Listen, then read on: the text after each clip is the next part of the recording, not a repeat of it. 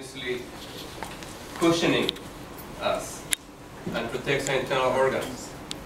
The fat also contains various skin organs that are crucial for oxygen and nutrients. It will keep coming and delivering nutrients and taking waste material from the surface of the skin. Those are the blood vessels, the lymphatics, and the nerves. There are lots of nerve endings within the subdermis and the subcutaneous fat. Those nerve endings are crucial for our understanding of our environment, telling us when something is too hot, too cold, when it's too dry, basically telling us to change something in our environment to protect ourselves so that we don't have internal damage. If we get dehydrated, the skin will be the first to show. If we get stressed, stress will first show itself on our skin, because whenever you are under significant stress emotionally or physically, your blood vessels constrict in the skin. And once they constrict, the blood is shunted towards the muscles and the brain. And the skin gets even more dehydrated and becomes more malnourished. So, stress is obviously going to affect our skin's health, because without nourishment, oxygen, and waste reduction, we will have damaged skin. And what we eat makes a huge impact on this function of the skin. It also includes a whole immune section. We have our own very special immune cells that are located in the epidermis, the outermost layer of the skin, which is so thin it's about 0.3 or 0.4 millimeters. And even right on the surface of the skin, there are tentacles.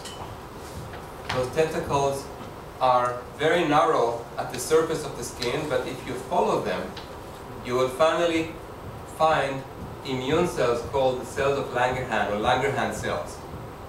And they are the skin's own special immune providers. They tell our body that it's been exposed to something abnormal in its environment. We need that in the surface of the body, because that's our exposure to almost everything that's surrounding us. So if you are exposed to too much sun, or to microbial agents, or to pollutants, they will actually trigger a response by those Langerhans cells. Those Langerhans cells will therefore become activated and start an inflammatory process, bringing other immune cells like macrophages, those Pac-Man cells, bring them to the surface of the skin to address these attacks by the microbes or pollutants, causing additional inflammation, which leads to free radical damage. And every time you have inflammation in the body, you will have free radical damage associated with it. Free radicals are those really unstable molecules that cause the aging of the skin. Therefore, pollution, microbial stress in the environment, emotional stress, insufficient circulation of the skin, running marathons all the time, which takes away the blood from your skin, again, bring it to the muscle. Any kind of physical or emotional, pollutional, chemical, physiological stress would lead to aging of the skin. And that is why you're here. Your skin is important to you, and you don't even care if it has Langerhans cells. You don't care if it's important for immunity, or if it's important to cushioning, or if it is protecting as a barrier against environmental pollutants and microbes. You just want it to look good. And why is it important to you? Because intuitively you know that it reflects on your health. That your skin is the telltale sign of how old you are, physiologically, if not chronologically. And you want to do something about it before everybody will be able to tell that you are a flower that has been wilting. Nobody wants to wilt. Even if we know we have to accept it at a certain time of our life, why shouldn't we slow it down? Why shouldn't we remain vibrant and vital? And the skin tells everybody around us how vibrant or vital we truly are. Some people at age 60 look extremely vital. And some people at age 30 already have the skin's chronological age appears to be 50 or 55.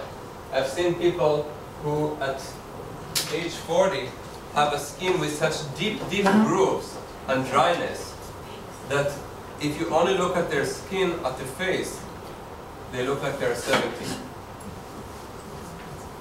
Therefore, you can never say it's all about the age. It's not about age. It's about physiological behavior. It's about trauma.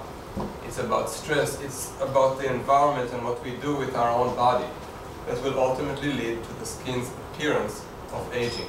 Nothing else, nothing more. The genetics are very small.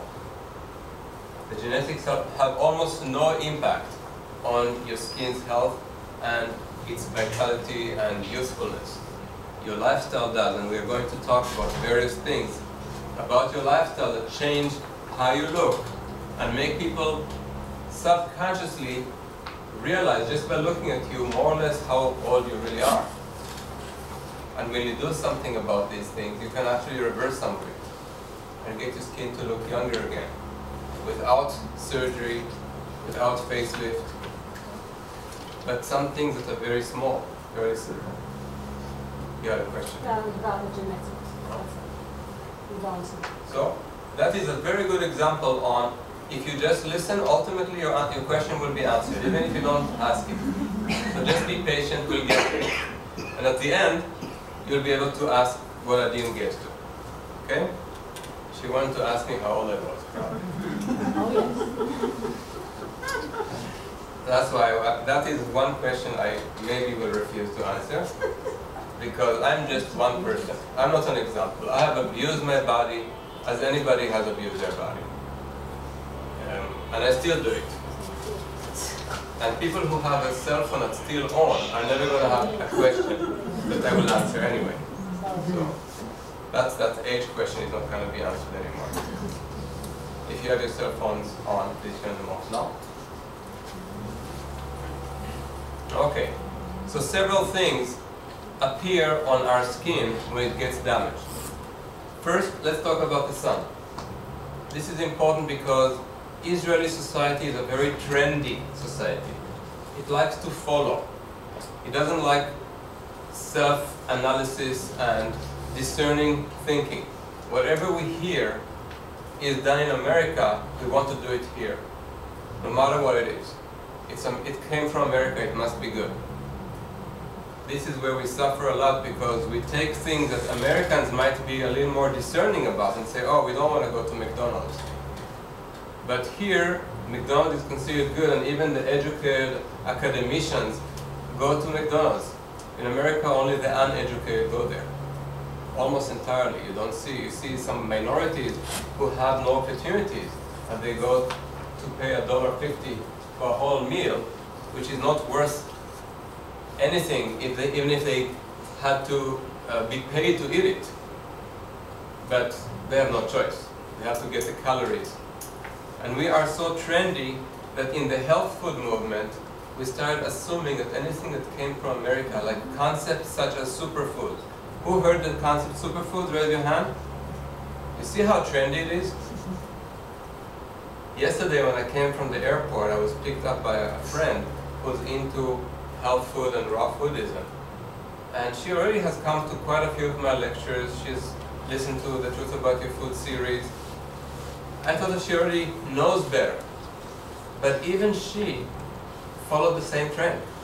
And she started naming all those superfoods and asking me individually, superfoods?